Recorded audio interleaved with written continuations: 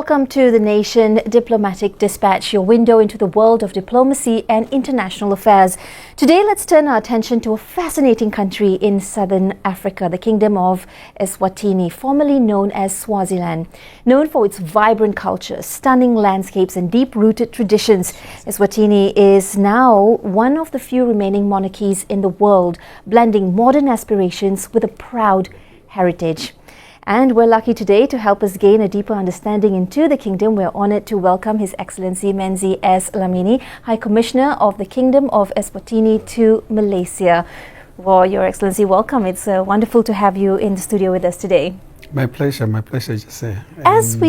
As we speak about the wonderful heritage, as well as, to have a better understanding of the country, Eswatini to many of us is still a hidden gem. So help us unpack that and introduce us to the kingdom in terms of, for someone who's never been there before, Your Excellency. Oh, thank you. Eswatini is a beautiful country, as you said. It's a hidden gem. Which is a landlocked country based in the southern part of Africa. We have got two neighbors in the name of Mozambique on the eastern side and South Africa on the western and southern side. It's a beautiful country with a lot of mountainous areas, so the scenery is captivating for anyone. So that is a country that is still ruled by a monarch. And the Eswatini people, called the Maswati, are very proud and keen to be led by a king. Absolutely, and so we can see some visuals here as well. A beautiful landscape, as you mentioned, greenery, wildlife, but also in terms of economy and trade, there is a lot of activity there in terms of, looking at the progressive near future as well. As we speak more, to understand a little bit more about the kingdom, how does the country's history contribute to its national identity, Your Excellency, and how does it appeal as a tourist destination, aside from the wonderful pictures and landscape we've just seen? Yeah. Look, the Eswatini is a country with, as I said, with the Maswati, which originally is the Bantu clan. Which consisted of Sotos, Botswanas, Swazis, the Xhosas and the likes. So Maswati then broke away as a group called Maswati because of the language they speak. And I think this was about 400 years ago, where then the monarch was established because they had to have one ruler who is a unifying figure. And he was then assigned or tasked with making sure that he is the epitome of culture. So one of his responsibility as a king is to uphold the traditions and the culture of the people of Eswatini. That's definitely a big task and not easy, as you want to unite all the different tribes and those of different backgrounds as well.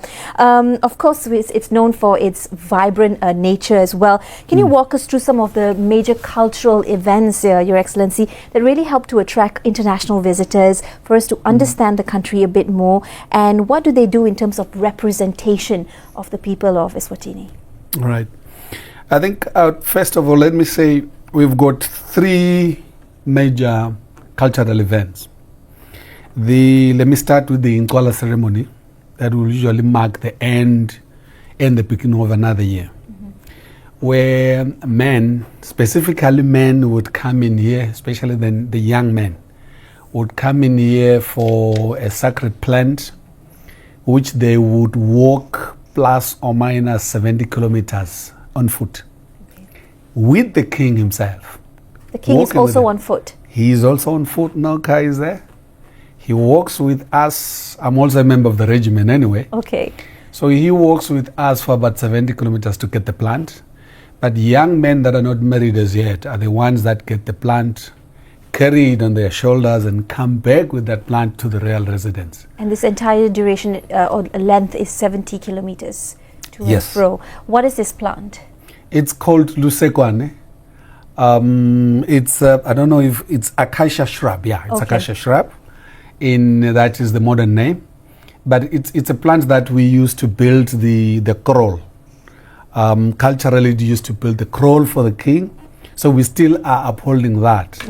And that is when then the whole group, including women, but dominated by both matured men and young men. But you'll be surprised, I think recently, about 3 or 4 months back, I was surprised, just next to me as we were walking, somebody was saying, I am going to be celebrating my 100 years tomorrow. And I said, no, you can't be telling me that. And you're walking this much? And he says, yes, I am 100 years old. Wonderful. That's So amazing. that's the amazing part. The walking part of it, the cultural part of it, as you saw, the dances there are keeping some of these people very fit and naturally strong. So some of them would last up to 100 years. Wow, it's fascinating. And so not just men now, you're saying over time more women and girls are part of the ceremony as well? They will be part of the ceremony. But maybe in terms of percentage, I would say both the girls and women would form maybe 10% of this event. A better part of it is men. And then maybe another 10-15% will be the tourists, because we get the members of the diplomatic corps to be here, and then we get more people coming in to watch this event. Yep. So that's the first event. That's the first event that happens around December, January. And then the second one is your Marula ceremony, Emagano. This is usually attended and performed by matured women, married women. They gather a fruit called amarula. Naturally, we call it a magano. But if you would Google it, it's called a marula.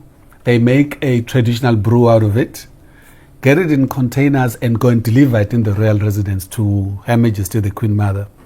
It's a culture of actually saying, look, we're getting fruits now, we're going to be enjoying fruits. But before we enjoy the fruits as ordinary citizens, let's give it to our leaders. First offering. So then it's done in 2 phases. I think the first phase, as you can see, the dances over there. It's in one royal residence up north, towards the north of the country, called the Buhleni. And then the second one is down towards the eastern part, Ehlane, where all the women will be there. And the king will host them. The first day they dance, the second day he will host them, dance with them, provide food for them, provide gifts, where then the Queen Mother will give them amenities like clothes sometimes, jackets and all the like, sometimes sneakers.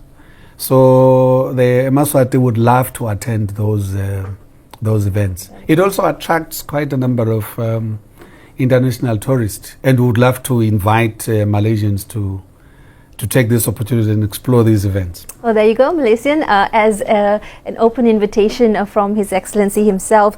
This is also quite significant in the sense that it really helps to bridge, just not having that offering, but also talks about a sort of a new harvest season that's coming, and also having that oneness and equality for all to come together. Your Excellency, that's the second one. You mentioned 3, so what is the final one? Before I jump to the third one, I just want to say, in this event, the women and the men will get an opportunity to dance all night with the king in the center. And when there is a room for them to criticize him or say something that they want to advise him, they say it there. Wow. So and it's taken openly, it's accepted. It's an open event, and there is always cameras around it. So yeah, it's a fascinating period. So the king, his task is perhaps what we perceive it to be. There is a lot of work that's involved from the royal family themselves. They really have to get to know the people, interact with them, and really understand the grievances of the people. Definitely, and that's why most of the time you find that. I'll just talk about yesterday. He was opening some shops down south. He wants to go and mingle with the people so that he can get an opportunity to see the status, poverty levels, and those that are probably affluent. He needs to understand that so that he can also influence the allocation of resources at the end of the day. Yeah. So let's then jump to the third one. This is the Umhlanga ceremony. We call it Umhlanga dance, where the young maidens will then also walk plus or minus 35 k's on foot, go gather a reed. I'm sure you know reed. It's the grass that grow by the river, yes.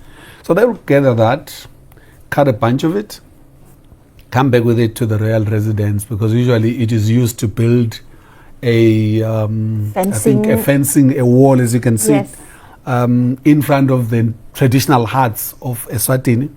So we still are maintaining this. Young women that are not yet married. Basically, it's supposed to be young women that are not married and that have not met anybody as yet. Any so suitor. They go there. Yeah. Yes, yes. And then you get, I would say, plus or minus 120,000 young women would be there the next day, then, which is the main event. That's the where it becomes a holiday. So there's a holiday for men, there's a holiday for women, there's a holiday for the young girls. They get a holiday, nobody will do nothing except to watch the dance, and they dance in front of the king. And then the king will get a chance here where he will go in front of in front of almost all the girls, because he moves along the place where they are. Make sure that most of them can see the king at a 1 meter, 2 meter distance. Right. You don't see him from a distance. Afar, Yes. almost face to face. Yes, almost face to face. You see, there is the king right in front of you. And he then appreciates culturally the dances, because he will be carrying his shield. So when he appreciates the dance, he would bang it on the ground to appreciate that nice dance. So it's the epitome of the event for the young girls.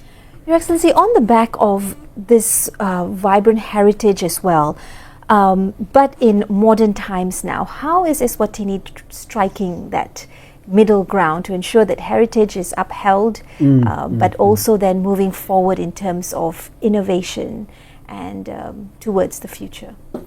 Look, it's a difficult call. It's a very difficult call for our government and our people to make. But I think we're striving. We're doing, I would say we're doing extremely well in that regard, by making sure that we educate these youngsters, especially at schools, and also the events. Before there's an event, there's always a build-up.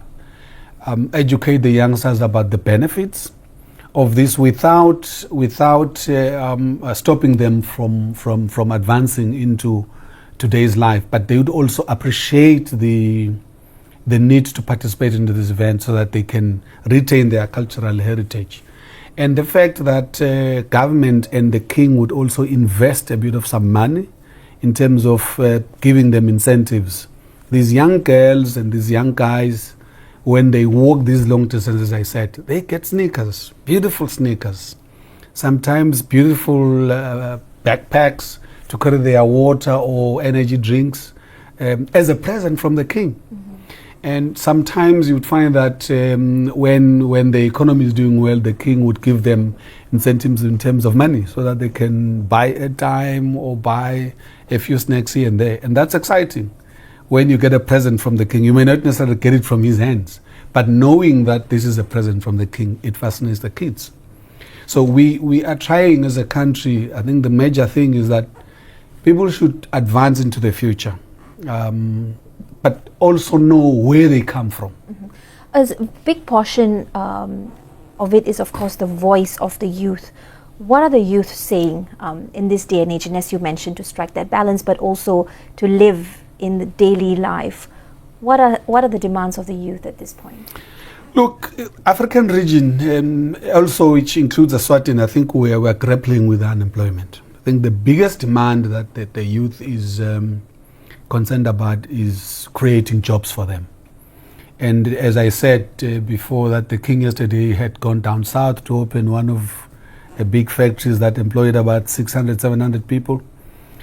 The major need for young people is internet, access to internet, and creation of jobs. Just about 7 days ago, I think we were launching free Wi-Fi actually in our capital city. The plan is to roll it out the whole country, so that in such a developing country, people should not strive or should not struggle to connect to the internet.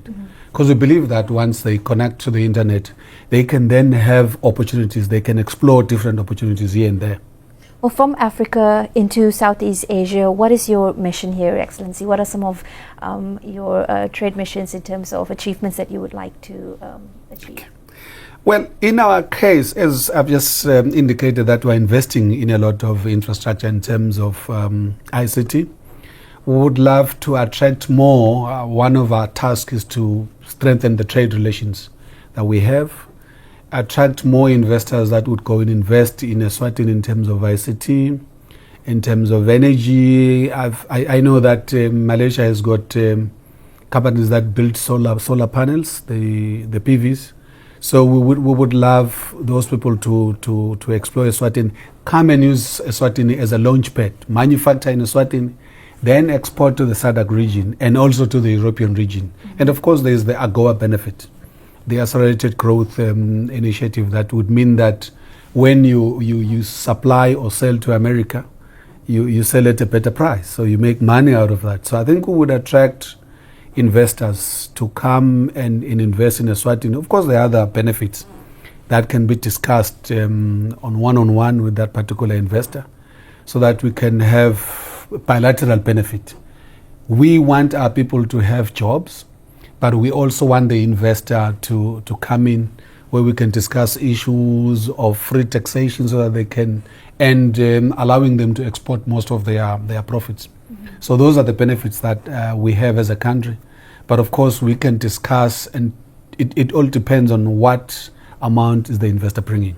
Right. But we're here to strengthen that, to attract more people. I think recently we were here with the director, Mr. Sun, of ProBase.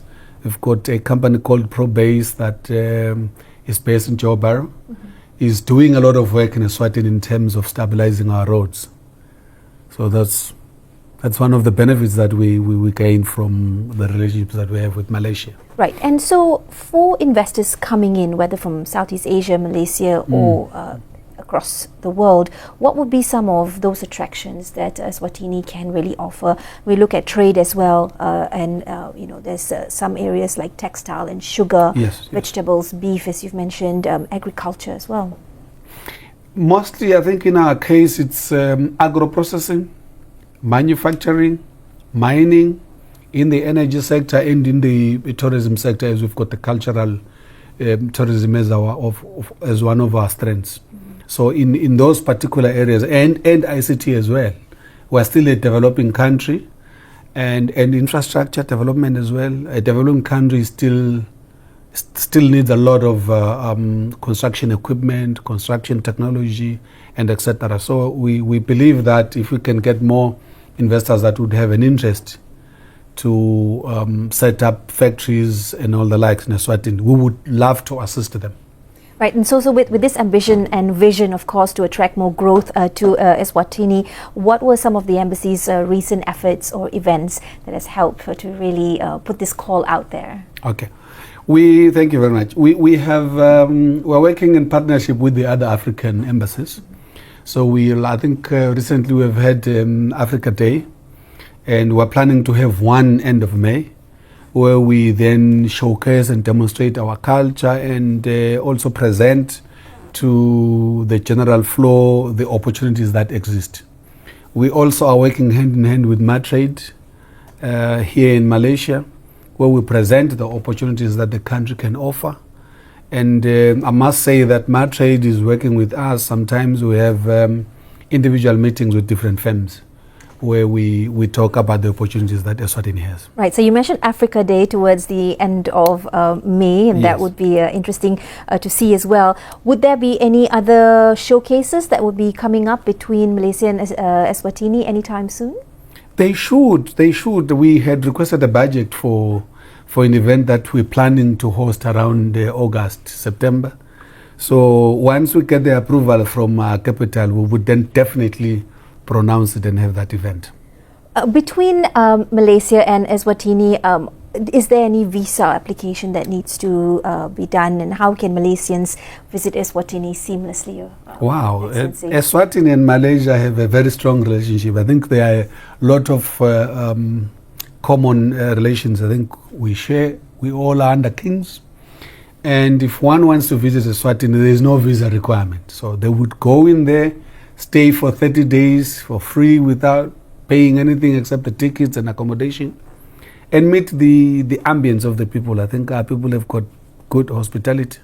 So you're free to go to Eswatini as much as we are free to come to Malaysia. Right. There's just one question here. When I went online and tried to do a bit of research there, one question that popped up is Eswatini safe? I would like you to set the record straight at this point, Your Excellency, for travelers.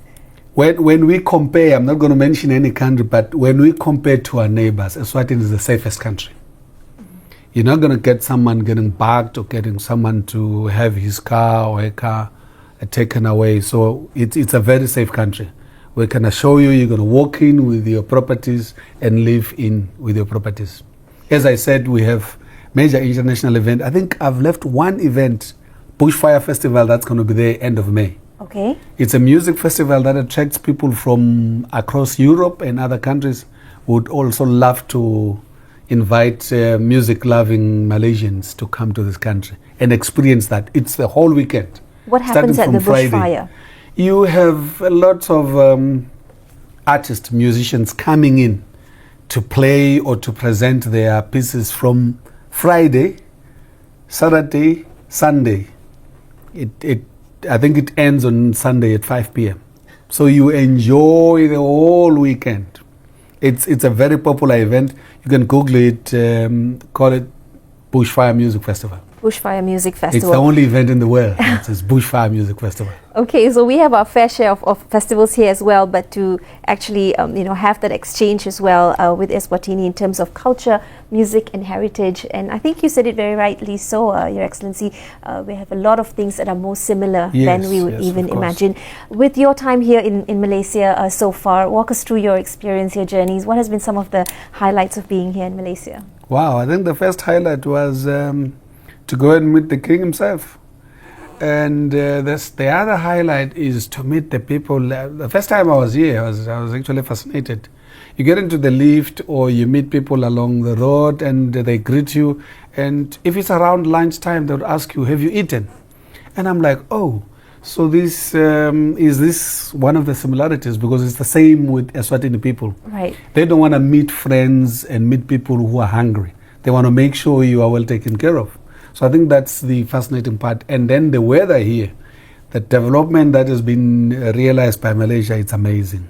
It's really amazing. Yeah, it's that hospitality value that Malaysians, and I think of course from your country as well, something that we can find that is very similar. Your Excellency, I always ask this to ambassadors or high commissioners that come through. What's your favorite place to visit here in Malaysia, and what's your favorite food? What has that been so far? Wow. I'm a lion because I'm African, so I always love meat. But I love visiting 𝐾𝐋𝐃 Islands. Mm-hmm. I'm from the mountains, so I enjoy 𝐾𝐋𝐃 Islands. And also, because of my busy schedule, I'm supposed to go to Langkawi. But just to make up for that, if I have a little bit of some time, I go to Port Dickson. Oh. I love the sea. I love playing around water, so I think I'll still get a chance to go to Langkawi and explore a lot of these islands. But yeah, Malawi is a beautiful country with beautiful weather and with wonderful people. With the islands and the tropics, of course. Fascinating. Before I let you off, Your Excellency, what would your message be to Malaysians watching today? My message to Malaysians is that my home people, kindly visit Eswatini. We're waiting for you. We can't wait to host you. Come and enjoy our hospitality and our ambience. We love you so much, and we know you're going to come to Eswatini.